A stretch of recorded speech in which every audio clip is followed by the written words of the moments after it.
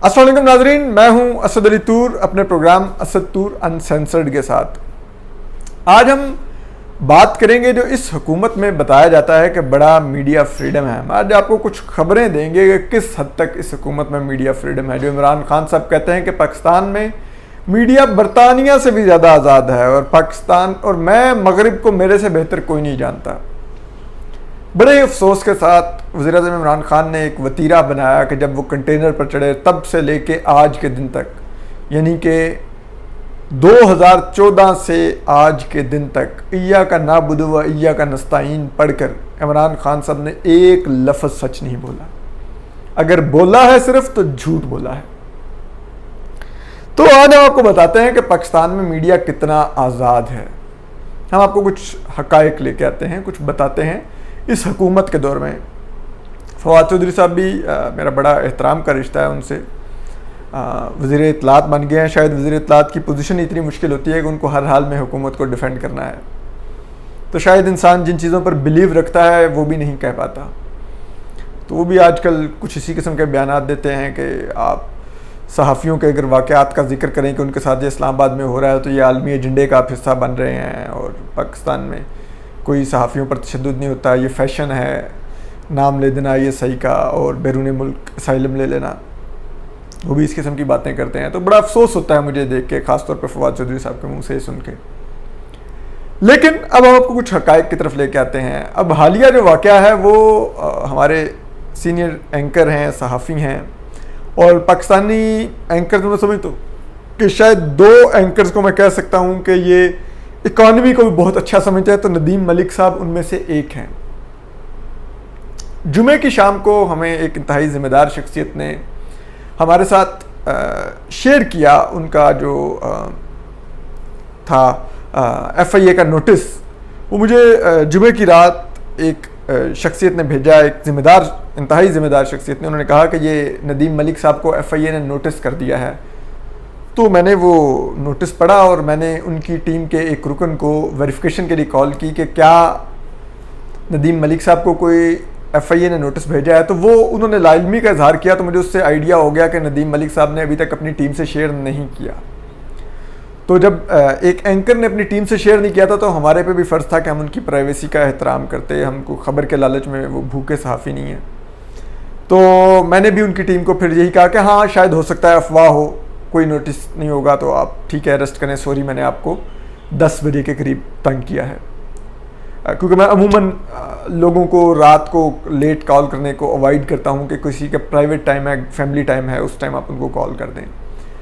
तो फिर हफ्ते वाले दिन लेकिन फिर हमने देखा कि सोशल मीडिया पर भी वो आने लग गया। लेकिन उससे पहले ही हम हफ्ते के रोज़ हमने जो पाकिस्तान बार कौंसिल की जर्नलिस्ट डिफेंस कमेटी है उनके जो कन्वीनियर हैं उस्मान वड़ाइच, मैंने उनसे हफ्ते की शाम ये बात पब्लिक होने से पहले एक दफ़ा ऑफ द रिकॉर्ड रब्ता करके उनसे वो नोटिस शेयर भी किया और उनसे दरख्वास्त की कि आप तब तक इसको पब्लिक मत कीजिएगा जब तक कि नदीम मलिक साहब खुद पब्लिक ना करें और वो खुद इस ख्वाहिश का इजहार मत करें कि वो इसको कानूनी तौर पर कंटेस्ट करना चाहते हैं। मैंने कहा अगर उन्होंने इस ख्वाहिश का इजहार किया तो मेरी आपसे दरख्वास्त होगी कि आप उनके केस के लिए थोड़ी सी तैयारी कर लीजिएगा, क्योंकि पाकिस्तान बार कौंसिल की जो जर्नलिस्ट डिफेंस कमेटी है ये बहुत ज़्यादा वाइब्रेंट है और बड़ा सहाफ़ियों का दिफा कर रही है और बहुत अच्छा दिफा कर रही है और पूरी एक लीगल टीम देती है। ये नहीं होता कि कोई एक वकील की जिम्मेदारी लगाते हैं, पूरी एक टीम देते हैं जो बड़ा थारोली स्टडी करके केस की बहुत अच्छी तैयारी करके कोर्ट के अंदर डिफेंड करते हैं। मेरे इन्होंने केसेस डिफेंड किए हैं, सो आई नो देम। मैं इन सब का मशकूर भी हूँ, एहसानमंद भी हूँ कि इतना अच्छा इन्होंने केस तैयार करके हमारा डिफेंड किया, बग़ैर 1 रुपया लिए हुए इन्होंने डिफेंड किया। और यकीन कीजिए जो हम फीसें दे के वकील करते हैं इतना अच्छा वो डिफेंड नहीं करते होंगे जितना जर्नलिस्ट डिफेंस कमेटी के की जो अरकान हैं, जिसमें उस्मान वड़ाइच हैं, ईमान मज़ारी हैं, फिर हैदर इम्तियाज़ हैं, ज़ैनब हैं, उमर गिलानी हैं, सिकंदर नईम काजी हैं, कर्नल नामुर रहीम हैं, जदून साहब हैं। तो ये सब लोग एक पूरी टीम की सूरत में आपका केस देखते हैं और बड़ा अच्छा कंटेस्ट कर। तो मैंने उनको, उस्मान वड़ाइच को मैंने आगाह किया, मैंने कहा कि ये है एक चीज़, तो आप काइंडली टेंटेटिव में आपको बता रहा हूँ कि आप तैयार रहें। लेकिन खैर जब हमने चेक किया तो हमारे इल्म में आया कि नदीम मलिक साहब ने फैसला किया है कि वो अपना दिफा खुद करेंगे और अभी वो इसको कानूनी महाज पर नहीं लड़ेंगे, वो खुद देखेंगे कि उन्होंने क्या ऑप्शन इख्तियार करना है। तो हम उनके इस फैसले का एहतराम करते हैं। लेकिन बात यह है कि क्या ये पाकिस्तान में मीडिया आज़ाद है? क्या नदीम मलिक साहब को नोटिस किया क्या गया है? उन्होंने 28 अप्रैल को एक शो किया जिसमें उन्होंने बताया कि जो जज अरशद मलिक मरहूम थे,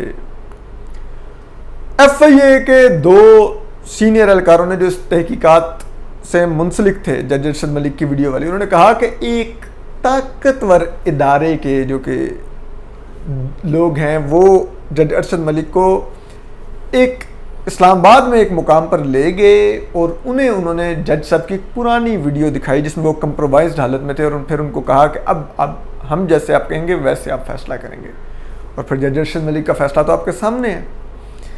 तो अब नदीम मलिक साहब ने ये बात इंट्रो में ये बताइए, सहाफ़ी का काम होता है, उसके पास खबर होती है, वो खबर देता है। अब उस पर FIA का counter terrorism wing Nadeem Malik साहब को नोटिस करके तलब कर रहा है FIA हेडक्वार्टर में 6 जुलाई को कि आप आए, आके हमें जवाब दें। बात यह है कि भाई अब यह वक्त भी आना है कि आप सहाफियों से उनके सोर्स पूछेंगे, उनसे सबूत मांगेंगे उनकी खबर के, उनको प्रोसिक्यूट करेंगे खबर देने पर। यह है इस मुल्क में सहाफत का हाल। यह है वो मगरिब जितनी आज़ाद सहाफत इस मुल्क की जो वज़ीर-ए-आज़म इमरान खान बताते फिरते हैं हमें। यानी कि कुछ ख्याल कीजिए, हम रोज सोचते हैं कि शायद ये हुकूमत ना इससे ज़्यादा नीचे नहीं गिर सकती, बहुत नीचे गिर गई है, इससे ज़्यादा नीचे नहीं गिरेगी घटियापन में। लेकिन ये उससे अगले दिन कोई ऐसी हरकत करता है कि हम कहते हैं अच्छा घटियापन का एक म्यार ये भी था कि ये इतना नीचे भी गिरेंगे। हम तो सोच भी नहीं सकते थे कि ये इतना नीचे गिरेंगे, लेकिन ये हमें गलत साबित करते हैं हमेशा। और मैं नदीम मलिक साहब के साथ डायरेक्टली कभी एसोसिएट नहीं रहा उनकी टीम में, लेकिन उस इदारे से एसोसिएट रहा हूँ जहाँ पे नदीम मलिक साहब भी प्रोग्राम कर रहे थे और मैं उनको देखता था शो करते हुए, उनकी टीम को देखता था, उनकी टीम के साथ उनका सलूक देखता था।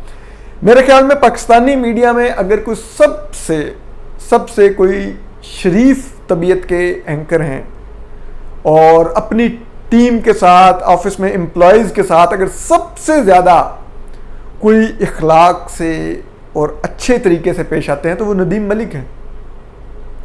सबसे ज़्यादा डिसेंट, कोई ऐसा वैसा मजाक नहीं करते, खामोशी से आएंगे, अपने कमरे में बैठेंगे, अपना शो करेंगे, चले जाएंगे, कुछ किसी पर गैर ज़रूरी दबाव नहीं डालेंगे, कुछ गैर ज़रूरी बात नहीं करेंगे। सबसे पोलाइट उनका शो होता है जिसमें आपको नज़र आ रहा होता है कि नदीम मलिक साहब कोई झगड़ा नहीं करवाना चाहते अपने शो में। लेकिन उनकी जहाँ तक सहाफ़त का ताल्लुक है तो बेहतरीन सहाफ़ी हैं, इकॉनमी की बहुत ज़बरदस्त अंडरस्टैंडिंग रखते हैं।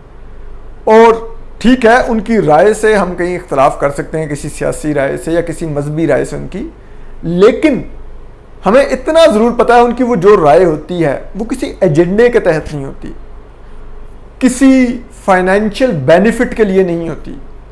बहुत ही ईमानदार सहाफ़ी हैं वो, जो उनको सही लगता है वो उसके मुताबिक पोजीशन लेते हैं। हमें भी बहुत सी चीज़ें जिस तरह हमें नजर आती हैं हम उसके मुताबिक पोजीशन लेते हैं। लाजमी नहीं कि मेरी पोजीशन भी कई जगह पे दुरुस्त होती हो। मैं कोई पैगंबर तो नहीं कि मैं गलती नहीं कर सकता, बिल्कुल मैं भी गलतियां करता हूं। हो सकता है कभी नदीम मलिक साहब की भी किसी पोजीशन से आपको इख्तलाफ हो सकता है, लेकिन आप अगर कहें कि वो पोजीशन उन्होंने कभी किसी खास मकसद के लिए, किसी एजेंडे के लिए तहत ली, कभी नहीं, कम अज़ कम मैंने कभी नहीं उनको इस तरह से देखा। हालांकि कई जगह पर हमें लगा, हमने उनसे इख्तलाफ किया, नदीम मलिक साहब से उस इदारे में रहते हुए उनकी किसी ओपिनियन से इख्तलाफ किया, लेकिन कभी भी नदीम मलिक साहब को मैं पूरे वसूख से कह सकता हूं कि कभी भी हमने नहीं देखा कि नदीम मलिक साहब की तबीयत में कोई ऐसा हो कि वो किसी एजेंडे के तहत कुछ कर रहे हो। और यकीन कीजिए, जब उस इदारे में रहते हुए एक दफ़ा उनके एक शो से मैंने इख्तलाफी ट्वीट भी किया तो नदीम मलिक साहब ने कोई गिला तक नहीं भेजा। कि होता है ना कि उनकी टीम ने या उन्होंने आके कहा हो कि यार आप इस इदारे में रहते हैं और आप हमारे बारे में ये कह रहे हैं, बिल्कुल नहीं किया। उसके बाद मेरे खिलाफ एक झूठी FIR पिंडी में कटी, नदीम मलिक साहब ने अपने शो में कंडेम किया। अभी मेरे पे अटैक हुआ, नदीम मलिक साहब ने 2 शोज में इंट्रो में मेरा जिक्र किया। मतलब वो एक ऐसे शख्स हैं कि वो दिल में कभी किसी के बारे में ग्रज नहीं रखते। एक ऐसे बेहतरीन इंसान के ऊपर भी अगर ये हुकूमत इस हद तक नीचे गिरेगी तो आप सोचिए फिर उस मुल्क में कहाँ पे मीडिया आज़ाद है, कहाँ पर सहाफ़त आज़ाद है। और फिर मैं बार बार कह रहा हूँ कि नदीम मलिक साहब एक बेहतरीन सहाफ़ी हैं, और अगर वो खबर दे रहे हैं तो मुझे पूरा यकीन है कि नदीम मलिक साहब की खबर दुरुस्त होगी जज अरशद मलिक वाली। मुझे उनके ऊपर किसी किस्म का शक नहीं है। इस मुल्क में जितने मीडिया में हमारे सहाफ़ी दोस्त हैं, मुझे पूरा यकीन है किसी को भी उनकी खबर पर डाउट नहीं होगा, क्योंकि हम सब जानते हैं नदीम मलिक साहब को। लेकिन जो ये तर्ज अमल है कि उनको FIA में तलब करना कि आओ आके सबूत लेके आओ, ये बहुत ही घटिया तरीक़ेकार है, माजरत के साथ बहुत ही घटिया तरीक़ेकार है, बहुत ही घटिया कंडक्ट है इस हुकूमत का। और मैं FIA को भी डायरेक्टली इस पर मुर्द इल्ज़ाम नहीं ठहराऊंगा, क्योंकि ये FIA तो इस वज़ीर इमरान खान के मातहत है, ये शेख रशीद साहब के मातहत है, ये शहजाद अकबर साहब के मातहत है। तो जवाबदेह ये 3 लोग हैं। FIA का क्या है, वो तो एक रबड़ स्टैंप है। मैं FIA के 3 केसेस भुगत रहा हूं, मुझे मालूम है किस तरह से चलते हैं, वो किस तरह से उनको इशारा हो तो वो किस तरह से कार्रवाई करते हैं। तो इस FIA से हमें किसी किस्म के इंसाफ की कोई तवक्को नहीं है, क्योंकि ये जिस हुकूमत के अंगूठे के नीचे है, जिस तरह से अफसरान को यहां पर तब्दील किया जाता है, लगाया जाता है, वो हम सबके इल्म में है। तो ऐसे में ये FIA हम सहाफ़ियों से इंसाफ करेगी? बिल्कुल नहीं। और नदीम मलिक साहब को जिस तरह तलब कर रही है, ये बहुत ही शर्मनाक है। इस हुकूमत के, जिसे कहते हैं ना, वो एक और चेहरे पर एक बदनुमा दाग है। इस हुकूमत के दौर में आप देखिए हुआ क्या है। इस हुकूमत के दौर में नुसरत जावेद साहब बेरोज़गार हुए, आप देखते रहिए। मतीउल्लाह जान को कोई जॉब नहीं दे रहा, अबसार आलम साहब को गोली लगती है, हामिद मीर साहब पर उनको ऑफ एयर कर दिया जाता है बगैर बताए, बगैर किसी अदालती ऑर्डर, बगैर किसी पैमरा के ऑर्डर के। पता नहीं कहाँ से उनसे सफाई मांगी गई कि उन्होंने एक जियो के प्लेटफॉर्म पर नहीं भी बात की थी, एक प्रोटेस्ट में बात की थी, उसके ऊपर जियो की इंतजामिया ने उनसे जवाब मांगा और फिर उनको ऑफ एयर कर दिया। ये नहीं बताया कि जवाब किसके लिए मांग रहे हैं, कौन मांग रहा है जवाब, ये नहीं बताया। और उल्टा उनके खिलाफ गद्दारी की FIRs की दरखास्तें चली गई। आसमा शराजी साहिबा, उनके खिलाफ भी गद्दारी की मुकदमे की वो इंदराज की दरखास्तें चली गई। क्यों भाई? अबसार आलम साहब को गोली मार दी गई, कुछ पता नहीं किसी को, नादरा जवाब ही नहीं देता। ठीक है, जो हुआ हमारे साथ भी, कोई नादरा जवाब नहीं देता, कोई तहकीकात किसी तरफ नहीं जा रही, कुछ अपडेट नहीं। लेकिन सहाफ़ियों को अगले से अगले को नोटिस आए जा रहे हैं। मुझे भी एक और नोटिस आया हुआ है कि जी आप पेश हों 6 जुलाई को, नदीम मलिक साहब को भी 6 जुलाई को तलबी। ये क्या, कैसे ये हुकूमत चला रहे हैं? आप बताइए ना, ये कैसे हुकूमत चल रही है? जब हुकूमत एक एप्लीकेंट के पीछे खड़ी हो जाए, उसके लिए ट्विटर पर मुहिमें चलाए, उसको सपोर्ट करे, और उसी हुकूमत के मातहत FIA हो, तो जो एक्यूज्ड है उसको क्या इंसाफ मिलना है? आप सोचिए ना, क्या इंसाफ मिलना है? तो ये सब कुछ इसी हुकूमत के दौर में हो रहा है। सहाफ़ियों के ट्वीट्स डिलीट करवाए जाते हैं, उनके TV चैनल्स मालकान की तरफ से, उनके अखबारात के मालकान की तरफ से कि ये ट्वीट डिलीट कर दें, ये फलां कर दें। क्यों? अगर ये हुकूमत के दौर में मीडिया वाकई ही आज़ाद है, जो कि इमरान खान साहब बार बार दावा करते हैं, तो फिर ये सब कुछ क्यों हो रहा है? कोई तो वजह है, कहीं तो कोई है खौफ। हम सहाफ़ी तो हुकूमतों की इस्लाह के लिए उनकी अकाउंटेबिलिटी करते हैं कि हुकूमत सुने तो अपनी इस्लाह कर ले। हम आवाम की आवाज़ होते हैं, आवाम के आइज़ एंड ईयर्स होते हैं इस हुकूमत के ऐवानों में, क्योंकि ये हुकूमतें आवाम के टैक्स से चलती हैं। तो क्या ये हुकूमतें कानूनी तौर पर वैसा काम भी कर रही हैं जिसके लिए मुंतखब हुए हैं? ये हम आवाम को बताते हैं सहाफ़ी।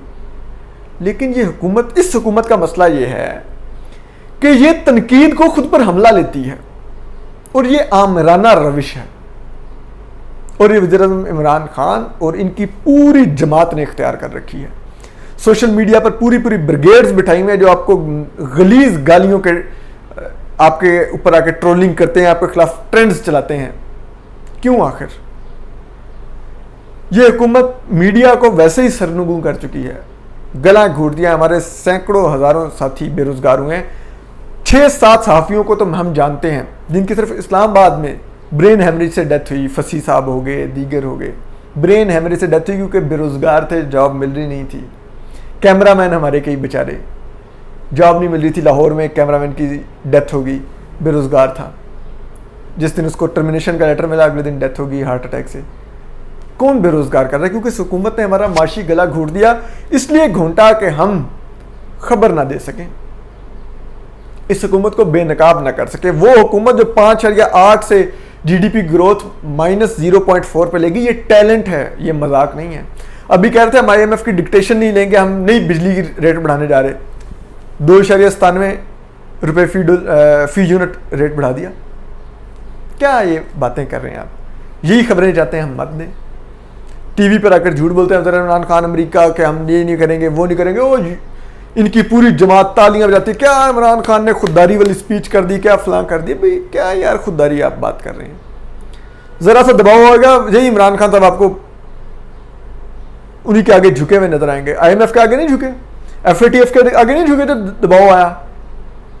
तो अभी जब अमेरिका का भी आएगा तो आप देखिएगा, अमेरिका ने हमसे अड्डे मांगे नहीं है। उस दिन ब्रीफिंग में बताया गया कि अमेरिका ने हमसे अड्डे नहीं मांगे। आप देखिए, ये अभी तक कह रहे हैं कि हम अड्डे नहीं देंगे। अमेरिका ने जिस दिन मांग लिया उस दिन इनकी पोजीशन देखिएगा। तो बहरहाल हम नदीम मलिक साहब पर इस जो नोटिस जारी किया गया, हम इसकी मजम्मत करते हैं। ये इंतहाई शर्मनाक है और हम नदीम मलिक साहब के साथ खड़े हैं और हम उनके अब जो इस मामले में जो प्रोसेस आगे चलेगा हम उससे आपको अपडेट करते रहेंगे। अपना ख्याल रखिए, सलामत रहिए, अल्लाह हाफिज़।